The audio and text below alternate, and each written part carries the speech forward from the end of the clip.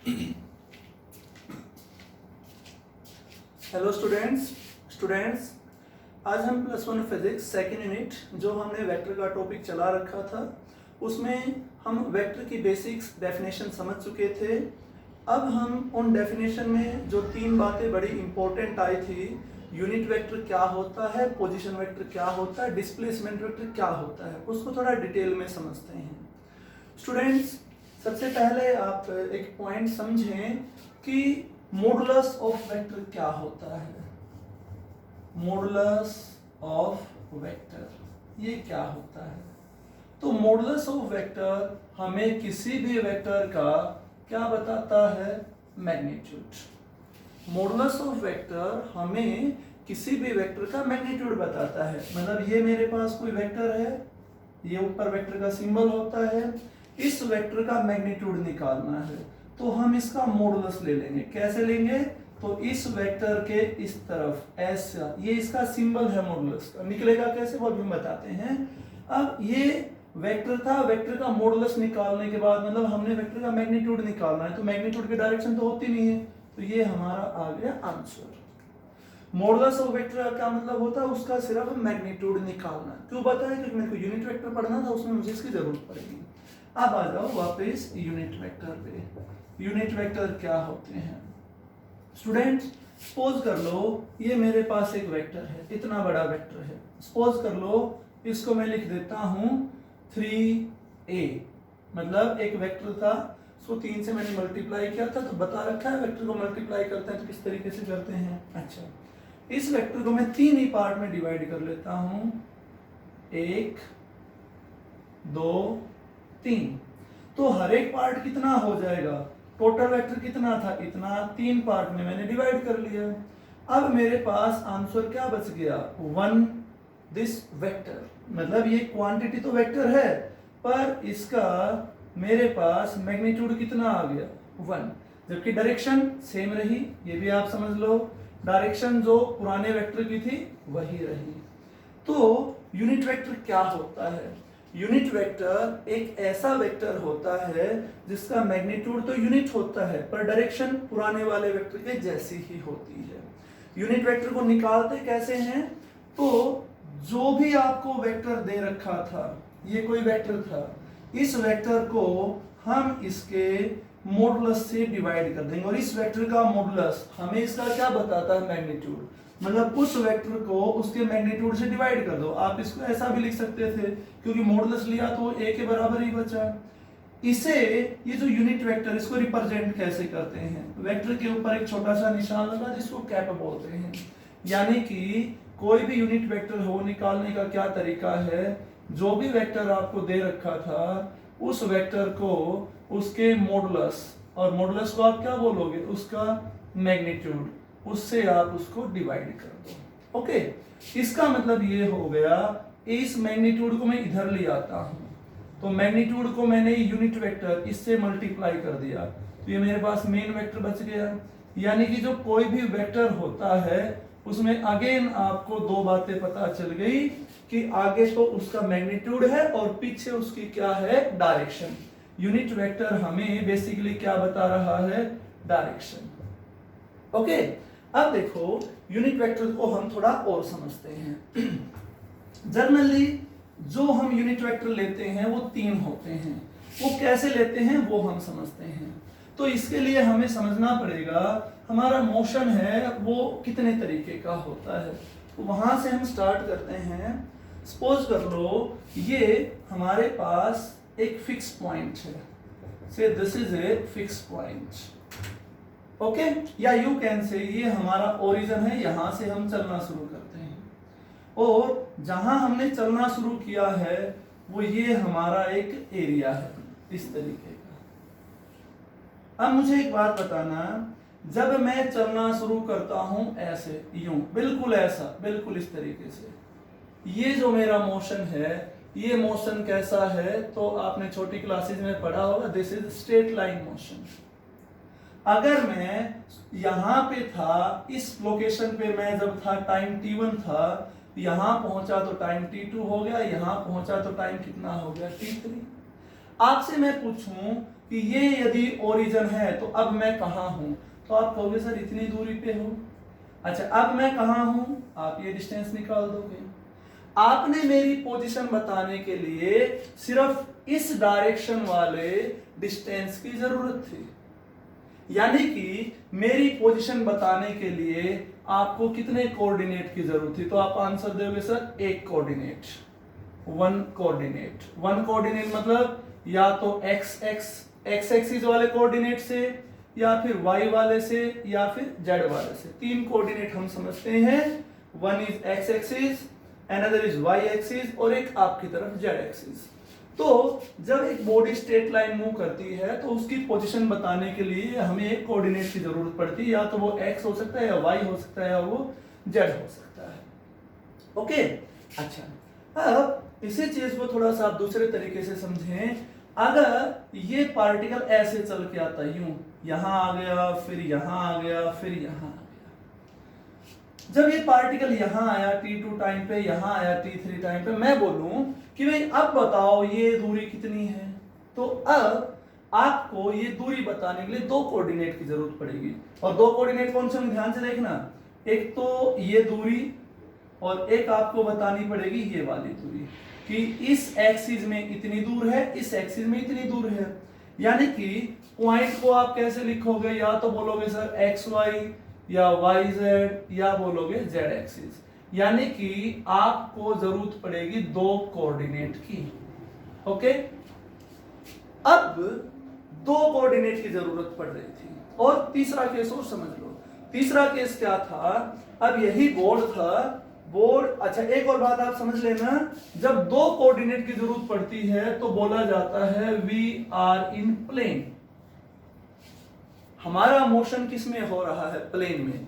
Straight line में जाते हैं तो हमारा मोशन किस में समझा जाता है, वन डायमेंशनल, सीधा जाते हैं तो स्ट्रेट लाइन, और प्लेन में जाते हैं तो दो कोऑर्डिनेट की जरूरत है। और अब आप ये समझ लो, आप एक रूम के अंदर हो, रूम के एक कॉर्नर में आप बैठे हो, तो उस कॉर्नर पे ध्यान से देखोगे तो एक तरफ ये एक्सिस मिलेगी, एक तरफ ये मिलेगी, और एक तरफ ऊंचाई भी मिलेगी, तीसरा डायमेंशनल भी मिलेगा। उस रूम में आप एक कॉर्नर से डायगोनली अपोजिट कॉर्नर की तरफ चल पड़ना, लाइक दिस।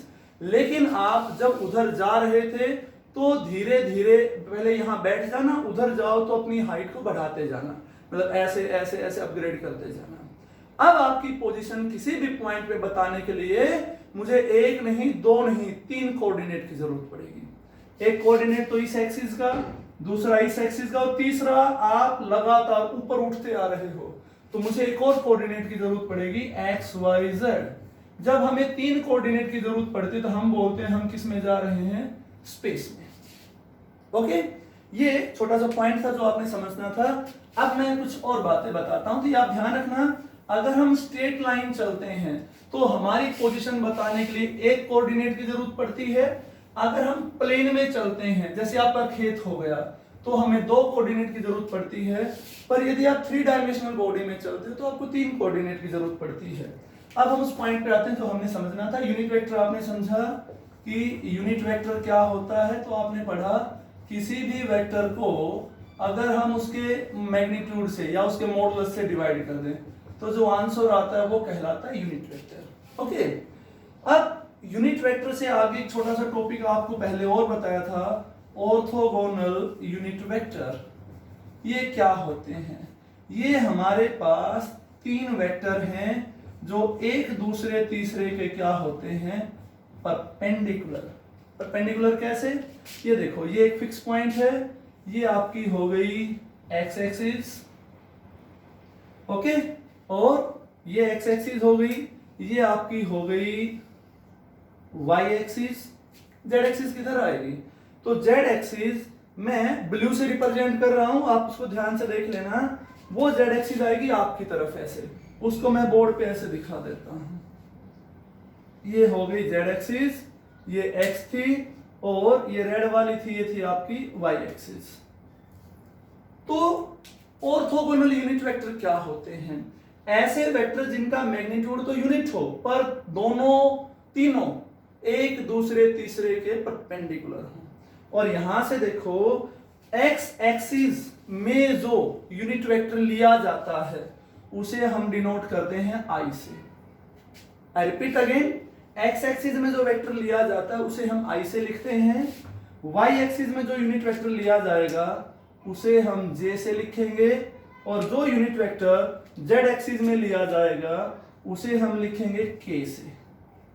ओके, इसका मतलब ये हो गया कि यदि आप इस डायरेक्शन में आते हो, इस डायरेक्शन को मैं ऐसे बोल सकता हूं, आप समझ भी गए होंगे, नेगेटिव एक्स एक्सिस, तो इस एक्सिस में आपका यूनिट वेक्टर बोल दिया जाएगा माइनस आई। यदि आप इधर आते हो, ये एक्सिस कौन हो जाएगी आपकी नेगेटिव आई, तो इसमें यूनिट वेक्टर आपका कौन हो जाएगा माइनस जे। और यदि आप इस तरफ जाते हो ऐसे, ये जेड थी तो ये माइनस जेड, इधर हो जाएगा माइनस का के। This point is called origin. अब कहानी आपने समझनी है यूनिट वेक्टर की, क्या होते हैं, फिर हम उनका मैग्नीट्यूड और आपको मॉडुलस निकाल के दिखाएंगे। देखो मैं वापस बताता हूं, एक आदमी, ये जो मैंने अरेंजमेंट बनाई है, जरा इस अरेंजमेंट पे गौर कर लो। ये अरेंजमेंट कुछ इस तरीके की है, उस तरफ आपका ब्लैक है, ऊपर आपका रेड है, और इस तरफ आपका ब्लू मार्कर है। ओके, अब मुझे आप एक बात बताओ, एक स्टूडेंट ऐसा चलता है, ऐसा इधर, मतलब इस एक्सिस के पैरेलल, या इस एक्सिस के पैरेलल, या इस एक्सिस के पैरेलल। अगर एक बॉडी कोई भी एक एक्सिस के पैरेलल चलती है, एक बॉडी कोई भी एक एक्सिस के पैरेलल चलती है, मतलब पैरेलल टू एनी एक्सिस, तो उसकी पोजीशन बताने के लिए हमें कितने कोऑर्डिनेट की जरूरत पड़ेगी, 1 कोऑर्डिनेट, क्योंकि जब भी आप एक एक्सिस के पैरेलल चलोगे तो आपका पाथ कैसा रहेगा, स्ट्रेट लाइन। और थोड़ी देर पहले बताया था स्ट्रेट लाइन में हमें कितने कोऑर्डिनेट की जरूरत पड़ती है, 1 कोऑर्डिनेट की। इसका मतलब क्या हुआ, इसका मतलब ये हुआ कि ये ओरिजिन था और आप ऐसे चल रहे हो, यूं यूं यूं चलते चलते यहां पहुंच गए, यहां तक की दूरी थी 5 मीटर किलोमीटर जो भी हो सकती है। तो मैं, आप यहां पहुंच गए, यहां पे इस पॉइंट की वैल्यू है वो क्या आएगी, तो इस पॉइंट की वैल्यू आप ऐसे बोलोगे, सर इधर से चल के ये 5 आ गए, और बताने की जरूरत नहीं है, क्योंकि ये वैल्यू हर जगह सेम है, ये हमारी बदल ही नहीं रही है। तो इस पॉइंट को मैं कैसे लिखूंगा, तो मैं बोलूंगा 5, और एक्स एक्सिस है तो मैं यहां पे लगा दूंगा 5i। This is the notation of this vector. Okay, अगर आप इधर चल के आते और आप 5 ही चलते तो आपको लिखा जाता 5 माइनस आई, या इसको लिख सकते थे 5i। डन। अच्छा, ये समझ गए होगे आप। इसी तरीके से यदि मैं ऐसा जाता, इधर नहीं जाता, मैं इधर नहीं जाता, मैं ऊपर जाता सीधा ऐसे, मतलब अब मैं y एक्सिस के पैरेलल जाता और मैं 5 ही चलता, तो अब आप कैसे लिखते मुझे 5j, नीचे आता तो क्या लिखते -5j। इसका मीनिंग आपके आ गया होगा समझ में। अच्छा, अब ये देखो, अगर मैं ऐसा नहीं चलता हूं, मतलब मैं किसी एक्सिस के पैरेलल नहीं चलता हूं, बल्कि मैं ऐसा चलता हूं, ये देखो, ये आपका है ब्लैक और ये आपका रेड है।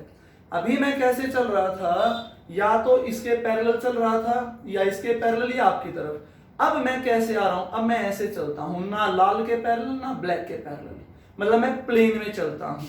अब मैं प्लेन में चलता हूं तो उसको आप कैसे इंडिकेट करोगे, तो ये समझो, ये मेरे पास थी एक्स एक्सिस और ये मेरे पास थी वाई एक्सिस, और मैं यहां पे आ गया, ये लोकेशन निकालनी है आपने। तो एक तो आपको पता होना चाहिए ये डिस्टेंस, मतलब ये दूरी यहां तक की, और एक आपको पता होना चाहिए ये डिस्टेंस, और ये किस किस के बीच में है, x और y, और मैंने लिख दिया इसको 4 3। क्या लिख दिया, तो इस पॉइंट को आप कैसे समझाओगे, आप कहोगे ये पॉइंट बन गया आपका 4i, मतलब ये डिस्टेंस, और ये 3 था, और ये हो गया 3g। वैसे ज्यादा डिटेल जब आपको कंपोनेंट बताएंगे वहां समझ में आएगी, क्योंकि बेसिक है, समझाने के लिए आपको बता रहे हैं, ताकि आपको डिस्प्लेसमेंट वेक्टर वगैरह निकालने आ जाए, मैग्नीट्यूड निकालना आ जाए। ये समझ में आ गया। अगर इसी वेक्टर को मैं ऐसे लिख देता, इधर ये कौन सी एक्सिस है, नेगेटिव, और एक पॉइंट यहां पे, और इस पॉइंट की लोकेशन है 5 2, तो 5 आपका x है, मतलब ये डिस्टेंस, और 2 आपका y है, मतलब ये डिस्टेंस। तो इस 5 2 क्योंकि इस तरफ है, इधर x किसका है, माइनस का, तो आप इसको लिखोगे -5i, ये ऊपर है क्या लिखोगे 2j। ओके, प्लस माइनस कब लगाना ये आप समझ लोगे, और उस तरफ है प्लस का था, इधर हम माइनस का लगा रहे थे। अच्छा, अब तीसरी बात करता हूं मैं, स्पेस में यदि हम चलें तो क्या होगा। स्पेस का मतलब क्या था, इसको थोड़ा सा समझ लेना। आई जे के क्या है, अक्सर इन्हीं में आपका कंफ्यूजन रहता है। अब ये देखो, ये हमारे पास सिस्टम था ब्लैक, रेड और ब्लू। अब मैं इस तरीके से चलता हूं ऐसे, देखो पिछला पहले मैं ऐसा चला, अब ऐसे देखो, पहले मैं ऐसे चला, फिर मैं ऊपर चला, अब मैं ऐसा चलता हूं, मतलब एक्स एक्सिस से भी डिस्टेंस ट्रेवल करूंगा, वाई से और हाइट में भी जाऊंगा। अब मेरी लोकेशन को आप कैसे रिप्रेजेंट करोगे। अब सपोज कर लो मैं इस रीजन में हूं जहां पे तीनों एक्सिस परपेंडिकुलर थी। जैसे इस रूम में मैं खड़ा हूं, एक एक्सिस उधर है, एक इधर है, और मैं यहां खड़ा हूं, तो मेरी पोजीशन एक्स एक्सिस से कुछ दूरी पे है, वाई से भी है, जेड से भी है। तो उसको आप कैसे लिखोगे, सपोज कर लो मैं यहां पे हूं, दिस इज माय लोकेशन। आपको ये लग रहा होगा सर मैं एक्स और वाई के बीच में, पर मैंने यहां पे लिख दिया भाई 3 4 5। तो 3 4 5 को आप सही समझने के लिए ऐसे लिखेंगे 3i 4j 5k, यानी कि एक्स एक्सिस में मैं 3 हूं, वाई में 4 हूं, और जेड में मैं 5 हूं। इवन मैं इसको अगर मैं ऐसे लिख देता 3i - 4j + 5k, इसका मतलब क्या था कि एक्स एक्सिस में ये पॉजिटिव एक्सिस में 3, नेगेटिव एक्सिस में 4 और पॉजिटिव जेड एक्सिस में 5। बताना जरा लोकेशन किधर पहुंच जाएगी अभी। इसका मतलब सभी उस रीजन में थे जहां तीनों वैल्यू पॉजिटिव हैं। ये देखो मैं ऐसे ले लेता हूं, तो यदि मैं इस रीजन में हूं, पॉजिटिव था, यहां पे मेरा y नेगेटिव है, इसको मैं y दिखा रहा हूं प्लस का, तो नीचे किसका आएगा, माइनस का। अब मैं यहां हो जाऊंगा, पहले मैं ऊपर था।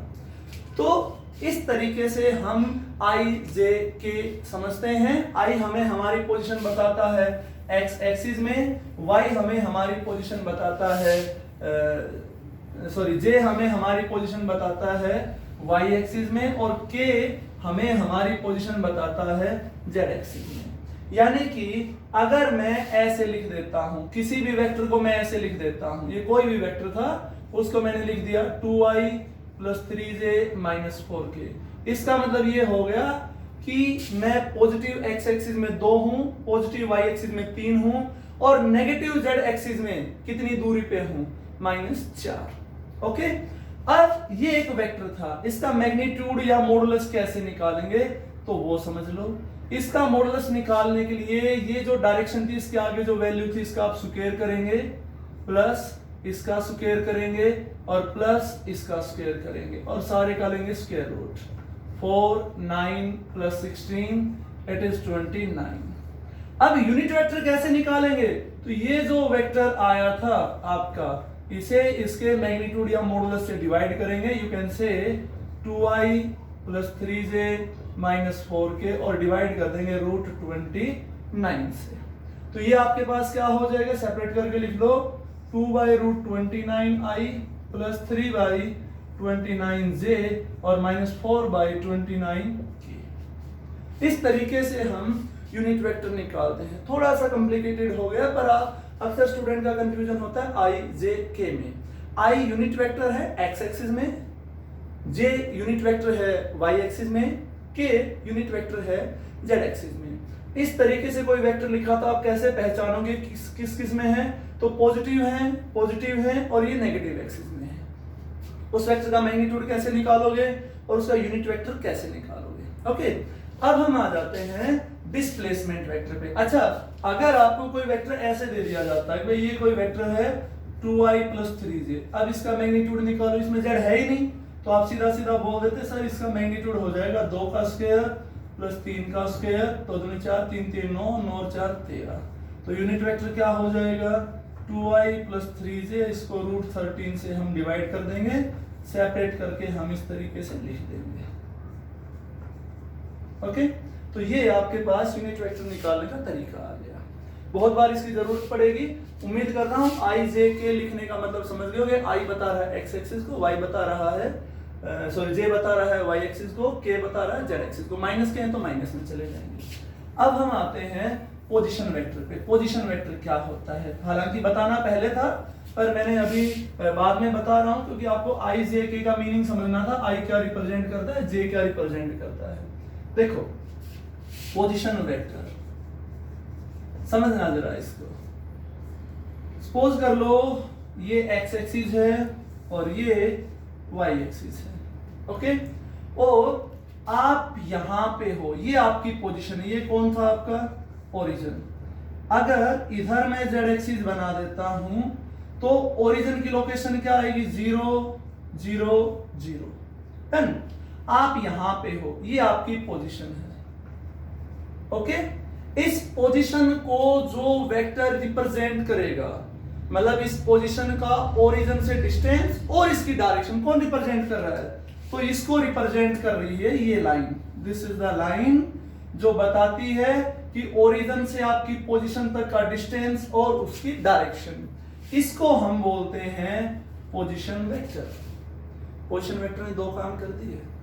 पहला काम क्या कर दिया, नंबर 1 आपका स्ट्रेट लाइन डिस्टेंस ये बता दिया हमें। दूसरा आपकी क्या बता दी मुझे, डायरेक्शन, ठीक है। किसके respect, with respect to origin. Origin से आप कितनी दूरी पे हो सीधे सीधे और किस डायरेक्शन में, ये काम कौन करता है, पोजीशन वेक्टर। अच्छा अब समझो जरा इसको। सपोज कर लो इस पोजीशन को मैं ए नाम देता हूं, तो यहां से लेके यहां तक का जो वेक्टर आएगा उसको मैं क्या लिखूंगा, ओ ए। ओ जहां से मैंने चलना स्टार्ट किया, ए जहां जाके मैंने खत्म किया है। सपोज कर लो यहां से यहां तक की दूरी एक वेक्टर है, उसको मैंने r1 से लिख दिया, तो ये क्या लिखा जाएगा, r1। r1 कोई वेक्टर है जो o से शुरू होके कहां तक जाता है, a तक, तो ऐसा लिख सकते हैं। अच्छा ये दूरी कैसे निकालोगे, दूरी निकालने के 10th क्लास में आपने डिस्टेंस फॉर्मूले पढ़े थे कि इसकी पोजीशन में से इसकी पोजीशन हम माइनस कर देंगे।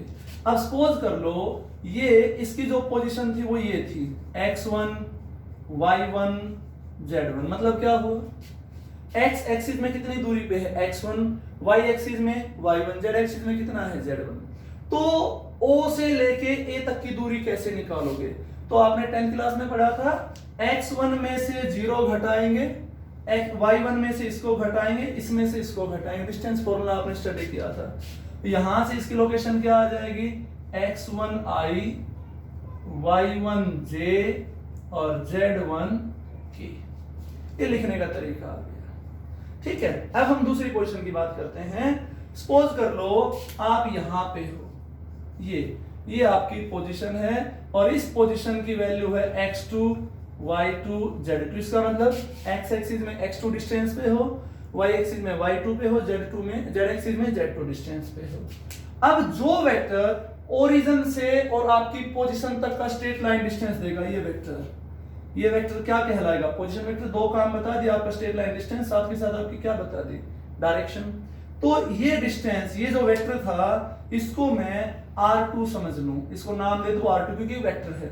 तो यहां से r2 कितना हो जाएगा, आप जवाब दोगे सर o से लेके b। लिखने का तरीका समझ में आ गया, b फाइनल पॉइंट, o हमारा इनिशियल पॉइंट। और ये दूरी बचेगी कितनी, तो हम इसको लिखेंगे x2i y2j z2k।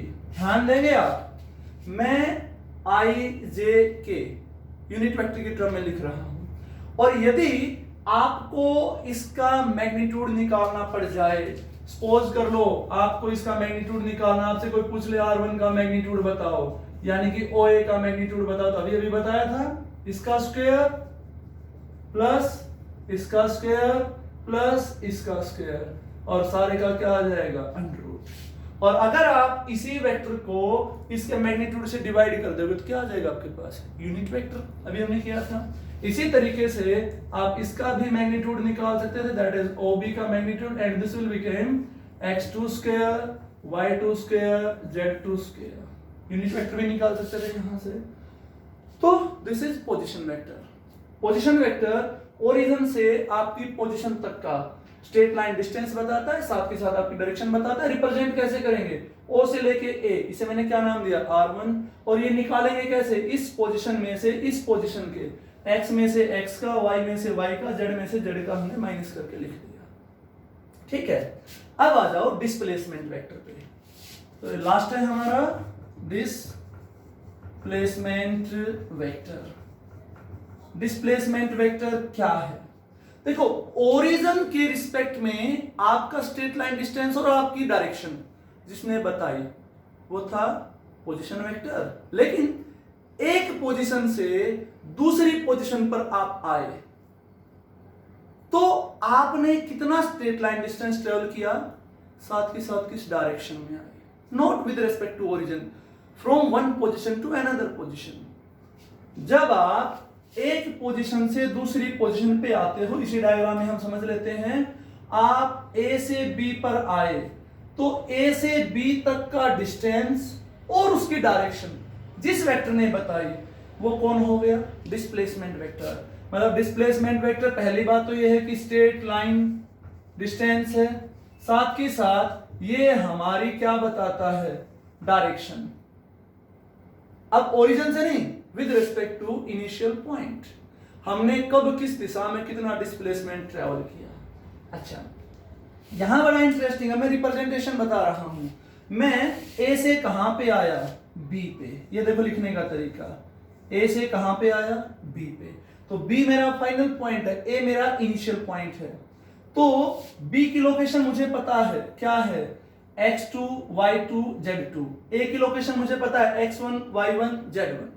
ओके, और इसको मैं लिख सकता हूं A से, जैसे यहां मैंने क्या किया था, O से A निकाला तो x1 में से 0 घटाया था, y1 में से 0 घटाया था, z1 में से 0 घटाया था। A से B जाऊंगा तो x2 में से किसको घटाऊंगा, x1 को, y2 में से y1 को, और z2 में से z1 को।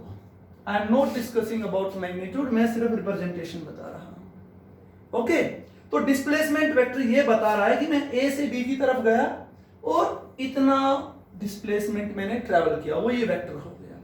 इसी तरीके से यदि मैं B से A जाता तो A की लोकेशन में से B की घटा देता, x1 minus x2y plus y1 minus y2j और प्लस z1 माइनस z2k। आप ध्यान से देखो, आपको लग भी रहा होगा कि सर जितना AB है उतना ही कौन है, BA, क्योंकि AB बराबर है BA। लेकिन एक फर्क है, मैग्नीट्यूड दोनों का सेम है, A से B आ जाओ चाहे B से A चले जाओ, एक चीज का फर्क है, डायरेक्शन। यानी कि दोनों इक्वल वेक्टर है पर डायरेक्शन अपोजिट है, और ऐसे वेक्टर को मैंने नाम दिया था, बेसिक में आपको बताया था, these are called opposite vector. AB is equal to minus BA। और आपको मैंने कल परसों जो पिछला लेक्चर था उसमें ट्रायंगल लॉ बताया था, मैं यहाँ पे ट्रायंगल लॉ भी अप्लाई कर सकता था। पहले आप ये समझ लो, ये आ गए होंगे समझ में, A से B की लोकेशन निकल तो B में से A को माइनस किया है, और B से A गए तो A में से B को माइनस किया है। मैग्नीट्यूड वाई दोनों सेम थे, मैंने बराबर का निशान दिया, पर अपोजिट थे नेगेटिव निशान दिखा दिया। नेगेटिव मुझे डायरेक्शन बताता है। अब थोड़ा सा आ जाओ, इसी चीज को ट्रायंगल लॉ के बेस पे समझते हैं।